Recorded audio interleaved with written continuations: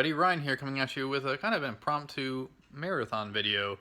Anybody who's friends with me on Facebook know I've been going through like a rough time, some health stuff, dealing with, I've overcome it. I'm actually doing great the past, 24 hours. Some of my anxiety and panic attack kind of issues. Just had a relapse recently, and I'm doing really good with it. And actually had a checkup yesterday with my primary care doctor, and everything's going good. So have some other like health issues that I've always had that still got to look out for my blood pressure, all that kind of stuff. So everything's going great. I'm still on antibiotics for a sinus infection I had this week. That's the reason for the lack of videos. I've had a rough couple weeks in terms of sinus infection and all that other stuff. But I'm doing great. So today, I'm actually, somebody must be backing up out there. I haven't showered or anything. I literally woke up a little while ago, came downstairs and started watching a movie and decided, you know what, I have already started the movie, but it doesn't mean I can't film a video. So I'm kind of doing a little marathon video of 2 films, maybe 3 films, of one I've seen and didn't really care for the first time I watched it, and 2 I've never seen. One, a classic, and the other is a Michael Mann film that I've never seen that was kind of panned a few years ago. But I love Michael Mann, so I'm looking forward to checking it out. So the first one that I'm watching now is, and I rented all these from the library, is Mike Nichols' film Cardinal Knowledge. Or Cardinal Knowledge, not Cardinal Knowledge. And this has Jack Nicholson, Anne Margaret, Art Garfunkel, and Candice Bergen from 1971. This is very controversial when it came out. Deals with a lot about, it's a coming of age story with these 2 friends, and they're basically trying to bed women and have, so it's all lots of sex talk, lots of that kind of stuff, which was groundbreaking in 1971. Very frank, talk, but it is handled brilliantly.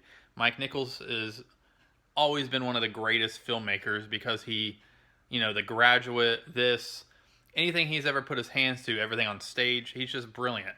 So I'm actually in the middle of, I paused a little bit, I'm actually in the middle of watching it, and I am loving it so far. I'm about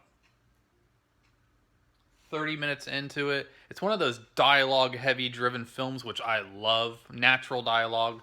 Reminds me of a Woody Allen, more of a Woody Allen comedy drama, more in the lines of like Annie Hall or Manhattan, to where it's like real life stuff, handled brilliantly.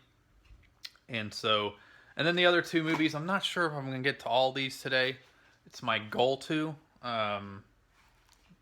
But the one that, by Michael Mann that I was talking about is Black Hat, which I've been wanting to see so much, or so bad, even though hadn't been all that great reviews. And I hope that Michael Mann as a filmmaker will really help me enjoy this film. And, I'm going to go into it really unbiased with it, but I hope he pleasantly surprises me. I know one of my buddies, Skin Slip here on YouTube, he watched this and he didn't understand at all. He does not say he didn't understand. He said it was a fun flick, and he was like he really enjoyed it, and I think he gave it like 3.5 stars, like on Letterboxd or something like that. So I know people that love this movie and like this movie, but the critics just destroyed it. So I'm gonna give it a shot. The next up is a film by one of my favorite filmmakers, Brian De Palma. One that I first saw it when it came out. I think I saw it in the theater because I was a huge Brian De Palma fan and a true crime fan. And I hated the movie. I literally just did not like the movie. Thought it was terrible. It was beautiful looking, but I just did not like the movie. I did not like where they went with it. And what am I talking about? The Black Dahlia. I'm going to give it another chance. It's been probably 10 years since it came out. When did it come out? Yeah, it's been 2006 when it came out. So I'm going to give it another shot. I'm going to see if I could go ahead and just separate it from, maybe it's just a different take on the history of it. And, because I know it is kind of fictionalized, but I'm going to give it another shot. Who knows? So I'm going to try to get through all 3 of these movies today. If not, don't kill me, but I just wanted to make a video. So, all right, guys, I'm going to continue with Carnal Knowledge. All right, well, I finished Carnal Knowledge, and wow, I am blown away by the film. Like, basically it's about these like two guys that, like I said before, they're basically they're just basically sharing their adventures with women. They want to bed women. Um, and it's kind of like, I didn't realize, I thought it was all going to take place in one time period, but it actually takes place over like 20 years of these guys' lives. Jack Nicholson is like basically a womanizer. He loves being with multiple women. And Art Garfunkel is kind of the same way, but he kind of gravitates more to having like relationships. And they have, they switch roles basically sometimes. Like, a long-term relationship doesn't work out, and so one wants to be like the other and like have like basically one night stands and just go through. I mean, and so like it is a coming of age film, but it's also a really, there's some tragedy in it. I mean, it's a kind of a tragic film. Nobody dies or anything like that, but I'm talking about tragedy and how people could think that a certain way of life is the only way to happiness, that kind of thing. Some of the characters end up not being as happy as they had hoped, and the statement that the movie makes about that kind of love and those kind of relationships is really daring for the time period. Try to get out of the sun a little bit. But I was actually shocked. I expected just a great, dialogue-filled movie from, during one little time period in the 40s, but you get these guys growing up. I mean, at the beginning of the movie, they all look young, and by the end of the movie, Jack Nicholson's balding a little bit. Art Garfunkel has a bigger fro with a beard, and they look older. And life is not how it used to be, and it's a very interesting movie. Great film. I did not expect for it to be that great. I would say, it's an easy like 10 out of 10 film. Like Luke Ryan sometimes says, Razor Raw Reviews sometimes says, well, is it 11 out of 10? I wouldn't give it 11 out of 10, kind of a great film, but it is top of the line, 10 out of 10. One of Mike Nichols' best. Mike Nichols is an amazing filmmaker in what he does with actors and how they act. Starting from even like his stage stuff, The Graduate, this, Who's Afraid of Virginia Woolf, and he has done so many things throughout his career. He has since passed on, but he's done a ton of great things, and this is definitely one of the best. This is what happens when you get a great screenplay, a great director who lets actors act. And there's one scene between Jack Nicholson and another character that I don't want to spoil, but it's so realistic, and they're having this full-on argument. It's like, they're in a relationship, they're having a full-on argument, and they took like a week to film that scene, and they both literally are at the top of their lungs screaming, and it's like real arguments. It's not like, it's real life arguments. Anybody who's been married or in a relationship could relate to all the arguments that are in this film, and they actually like lost their voices by the end of the time filming. I mean, it's spectacular. It was a great film. I cannot wait until one day it gets a Blu-ray release. This is a film I could see Criterion hopefully picking up one day and doing a load of special features, because when this movie came out, it was controversial. It had legal troubles. People were trying to take the film, saying it was like indecent, and how they talked about love and relationships, because I'll go ahead and say, like, the movie basically starts out with Jack Nicholson and Art Garfunkel. You hear them talking, and they're both just talking like, Jack Nicholson's like, I like my woman with big tits and a nice ass. Like, it's frank talk. I wouldn't say like Clerks kind of frank talk, but it is frank talk like that, but back in the 70s. And it's amazing because it's so groundbreaking. So if you guys are interested in great acting, the movie's only about 90 minutes. And just, seeing something unfold, coming of age. It doesn't really have a plot. It's kind of like When Harry Met Sally, I guess I should say, to where there's like, little things that kind of line up, but it's about the grand picture of the whole thing.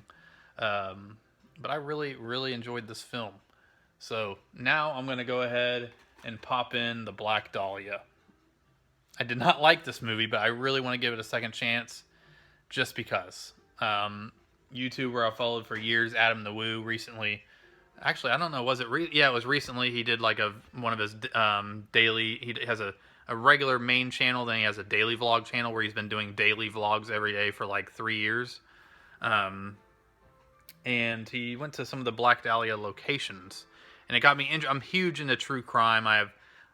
I'm people who know me. I'm like obsessed with like Jack the Ripper like literature. I have so many research books, stuff all about Jack the Ripper. I've always been big into true crime like that, and especially the unsolved ones, the Zodiac stuff. So I really want to give this movie another shot.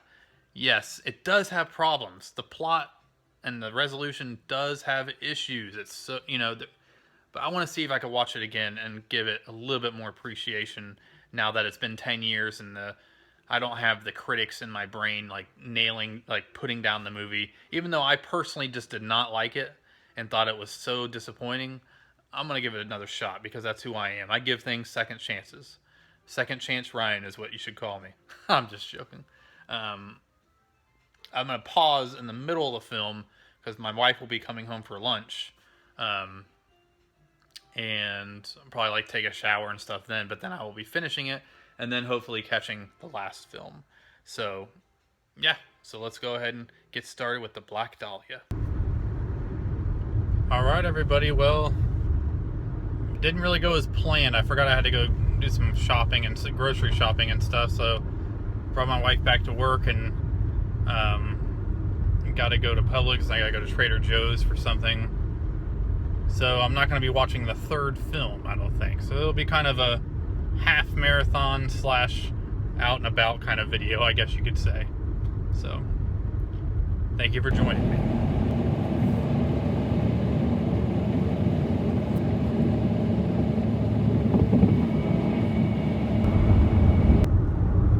Look at this guy in front of me.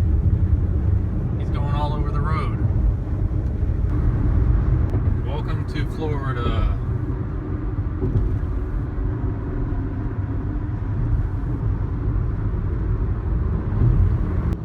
You know, I just realized I didn't talk about when I finished the Black Dahlia. Yeah, so it was my second time watching it after, maybe 10 years since I last saw it. And it's still a mess.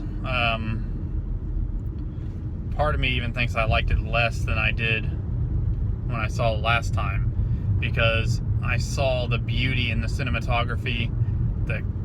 There's one awesome camera movement, like he does those long takes, and he did this long take from a front of a building over the back of the building, and in a distance you see where the Black Dahlia body was found, and then the camera pans to another car and it follows the car. It's an amazing shot, but I mean, you can't. The thing is that, yeah, the movie's fiction. It's inspired by a true story. I think that's his name, Frank Elroy. He wrote the novel. Same guy who did like L.A. Confidential and stuff like that. But apparently, I never read that novel. I've read some of his other stuff. But apparently, the screenwriter the screenwriter just did a terrible job adapting it. And, it's just straight up boring at times. I mean, you have some great actors like, Aaron Eckhart and, even Scarlett Johansson's a pretty good actress depending on the script, and she was kind of bad in this movie. Aaron Eckhart was kind of over the top. Josh Hartnett, the main problem with this movie is, like, I don't have a problem with him, but he can't carry a movie. He narrates the film. You could barely understand what he's saying some of the time, because he just kind of mumbles everything. I mean, it's just a mess. So it's really a movie that has great cinematography, great set design. I forget her name, who plays the Black Dahlia herself in flashback. She is phenomenal in the film. She's like the only great thing about this film, in my opinion. And it's just disappointing because I really love Brian De Palma. And I just don't know if I'll ever actually watch this movie again.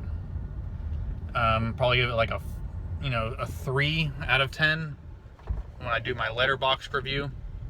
3 out of 10.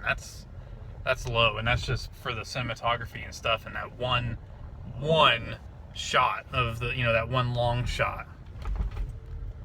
So yeah, the Black Dahlia. If you haven't watched it yet, if you want it, it's just not good. Just don't see it. And the hype surrounding the movie when it came out was Brian De Palma's back, the director of Scarface and Carlito's Way. And then there was like the new story by the author of LA Confidential. So they were writing off of that. So it's just over. I had to park. So that's why I had to stop. Overall, it was not a great film, and I could see why I didn't like it the first time. So, all right. Well, I'm up in Trader Joe's now. I'm gonna go ahead and walk up.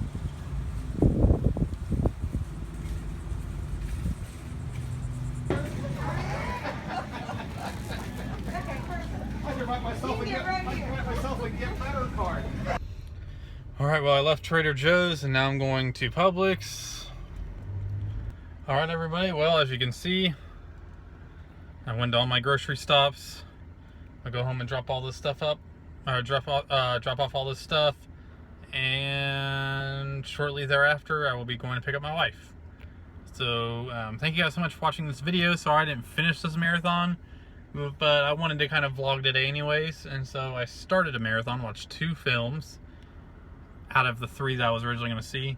But oh well, you know, it's been fun. Considering the fact that I'm still getting over being sick this week. So thank you guys so much for watching. Be sure to give it a thumbs up. Regular content will be resuming shortly. Thank you guys so much for watching. Have a good rest of the day.